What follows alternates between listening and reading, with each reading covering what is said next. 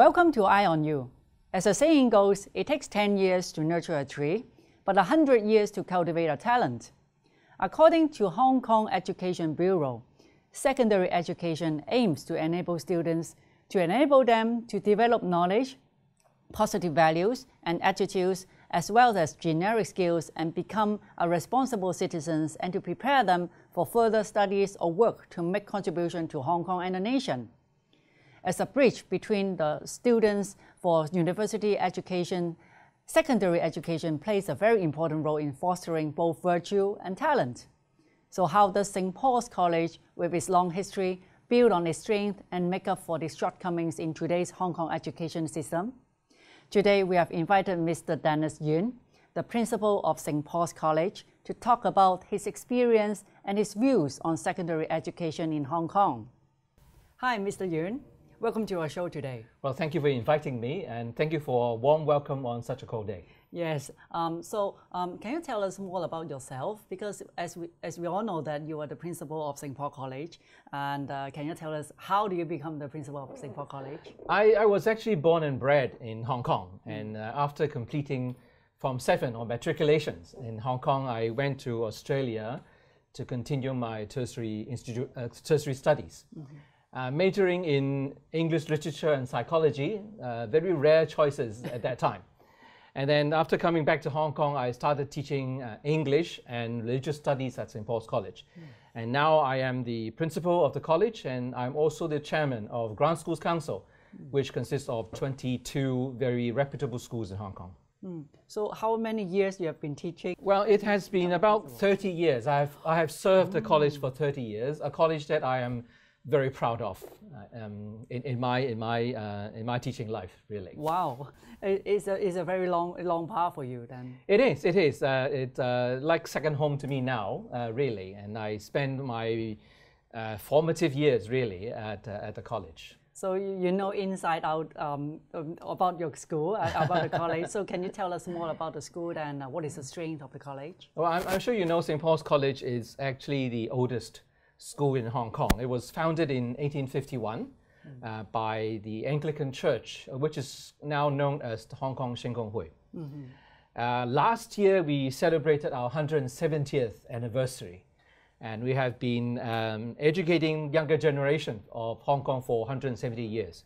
The mission of the school is to provide a bilingual, quality and all-round education for young people of Hong Kong based on Christian principles. And currently, St. Paul's College is located at Bonham Road, which is opposite Hong Kong U, where most of our students go to for their further studies. And we often joke about the fact that it's very easy for them to go to Hong Kong U because they just need to cross the road. So this is a rough introduction of St. Paul's College. And of course, as you probably know, we have a lot of very famous alumni. And some of the names known to you are people like Mr. Zhang Yuxing and Zhang Daxing, Mr. Lau Xiugai, and Mr. Ma Haofei. And in the medical field, perhaps some recent names that might have come to your notice are people like Professor Hui Sicheng and Dr. Zhang Keiyan. Wow, there are lots of famous people in the school. Yes.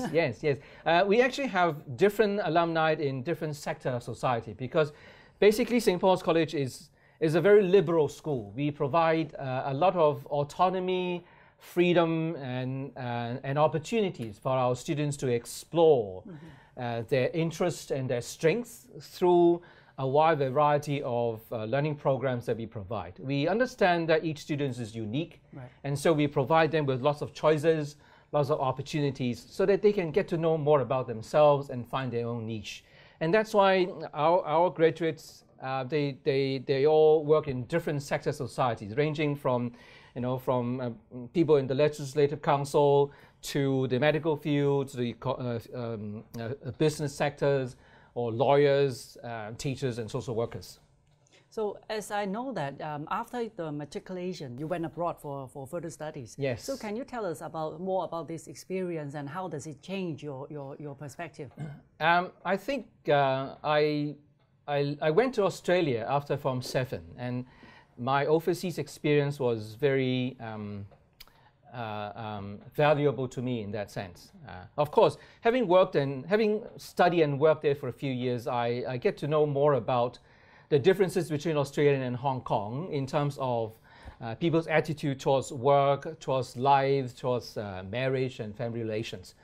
But more importantly, I think when I was a student, that was in the 80s, I had a lot of friends, from Singapore and Malaysia. Yeah. And it was the very first time I found out from my friends that at that time, Hong Kong was actually held in very high regard by people from Southeast Asia because of all the Kung Fu films, all the Cantopop's and TV series, drama series, and our very strong economic developments. So they literally look up to people from Hong Kong. And I was, for the first time, very proud of Hong Kong and its achievement. It's rather sad, perhaps, that nowadays this kind of self-confidence is a bit lacking in Hong Kong. The second thing that I want to mention, of course, is the fact that a lot of my Singaporeans and Malaysian friends are also, they were very proud of their own country. Yeah. Again, that's something I did not share.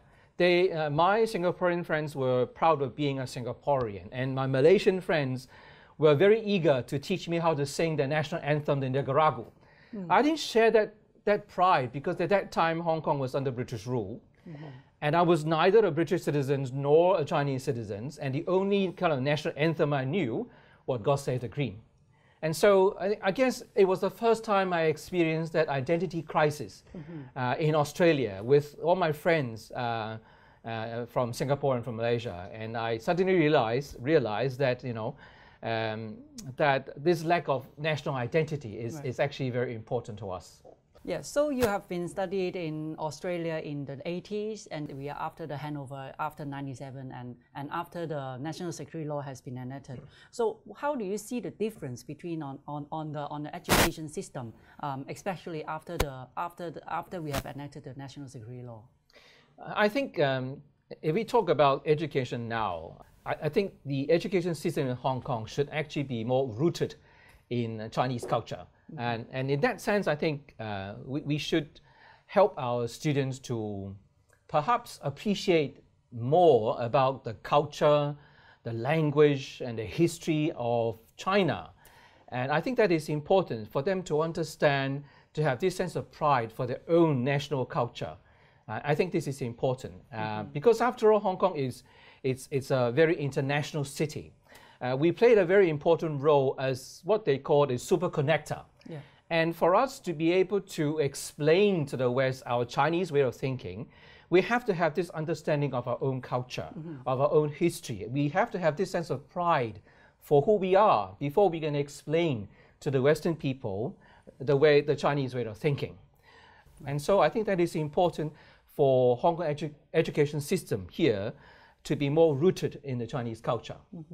So how do you compare the education system between Hong Kong and other countries? What is our strength in Hong Kong?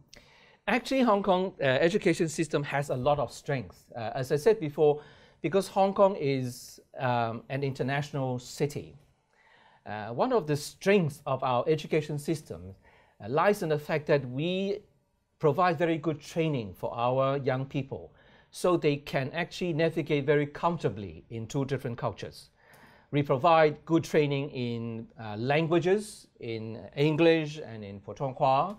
And Hong Kong, by and large, is a very bilingual city. And government officials, of course, are expected to make announcements or answer questions in English, in Cantonese, and increasingly in Putonghua. Right. And so because of this kind of training that we provide for our students, Hong Kong students in many ways are actually more competitive than our counterparts perhaps in mainland China and also in the West, because we can actually navigate in two different cultures and we understand the differences in the way people think. Secondly, I think Hong Kong as an international city has its own strength in the sense that schools in Hong Kong provides a lot of opportunities for Hong Kong students to have a more global perspective through a lot of exchange programs or overseas study trips. And that is important because Hong Kong is really an international city, and Hong Kong students should have this global perspective. And last of all, something that we must emphasize is that Hong Kong has a very, very strong and brilliant university system or tertiary system. Many of our universities have very high ranking in the world. And given the fact that Hong Kong is such a small place with only 7 million people, that I think is an amazing achievement, and I think Hong Kong people should be very proud of. Yeah. As a principal in school, because many of the school complain that they didn't admit enough students for the school to run it. So looking at the low born rate in Hong Kong, can you tell us more about the challenges or the difficulties when running a school? Yes, there are, of course, difficulties and challenges, and people often talk about the declining number of students, right, and also the problem of brain drain. Of course, these are some of the issues that we have to face. But I think we also need to look at the bigger picture, perhaps. One of the challenges, I think, for education system in Hong Kong is the fact that we are perhaps not keeping up with the changes of the world. To many people, Hong Kong education system is still quite exam-oriented. And it gives people the wrong impression that high school education is basically preparing students for university studies, which is not quite right because the world has changed so much that university education or a degree is no longer a passport for success or a ticket for better jobs. I think COVID-19 has taught us very important lessons in a sense that the world is very uncertain and it demands adaptability and flexibility. So instead of just preparing students for university studies, we should also think a little bit beyond that and ask ourselves questions. What are some of the qualities and attributes that our young people need in order to survive or to succeed in this future world, which is basically a VUCA world, a world that is volatile, a world that is full of uncertainties, it's very complex, and it's also ambiguous. And so I think we need to think more carefully about how we should equip our students so that they have the agencies to survive and to succeed in this future world, which is full of changes. Yeah, I totally agree with what you have said, especially to how to equip the right skills for them to go to work in the modern world. So as what you have said, they are preparing to get into tertiary education. How about the vocational training? Because some of them, they might not want to go to the tertiary right away. So how do you see the vocational training is important to them? It's important because people are different. People have different interests, people have different abilities. And I think it's important to have that flexibility to allow students to choose what is the best for them. And so I think vocational training and university studies should actually go in parallel, really, and for people to choose. And I think people need to have a different mindset and to understand that vocational training is not in any way inferior to university studies. I think they should all lead to the same way. Yeah. So Mr. Yuen, so how do you see the future plan of the secondary education in Hong Kong? As I said before, I think it is important for Hong Kong education system to be rooted in the Chinese culture. The Hong Kong students should learn to appreciate, understand our own Chinese culture, and at the same time to understand all the development in China, particularly the Greater Bay Area, and a lot of the developments in China itself. But I think more importantly also is that as an international city, Hong Kong students should also have a more national and global perspective. Right. They should be made aware of some of the bigger issues facing humanities. Issues such as, poverty, quality of education, water quality, climate change, and all that. They should understand how our nation tackle these issues in relation to what other people are doing in other countries. And they should also make to know that their university education is not about making money. It's not about getting a better job, but it's about using what they have learned and to work on these problems affecting humanities.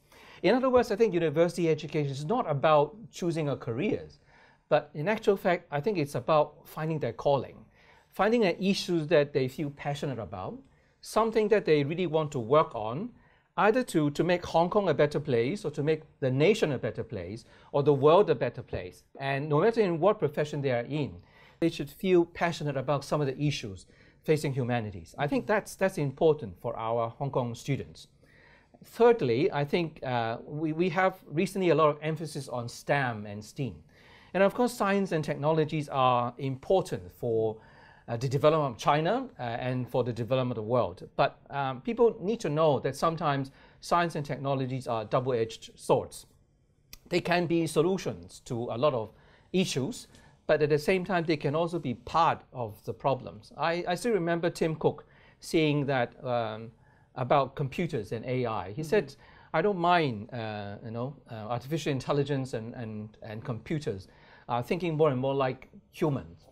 But I do mind that human people are thinking more and more like machines, without any compassion, without any concern for consequences. And so, science and technology can be very powerful, but at the same time, they can use in the wrong hands, they can be very disastrous. So while we put a lot of emphasis on science and technology, I think values education is equally important. And of course, when we talk about values education, it has a lot to do with a system of belief. But at the same time, values are also cultivated through humanity subjects. Yeah. Humanity subjects such as liberal arts, such as visual arts, music, literature, history. These are called humanities because they make people more human. You learn to understand people's feelings and emotion and sentiments. And I think that's why in Hong Kong there should be an equal emphasis on science and technology as well as in humanities, so that we have a balanced development. And using the right tools, we can learn to make the world a better place. And that, I think, should be the direction of our education system. Yeah.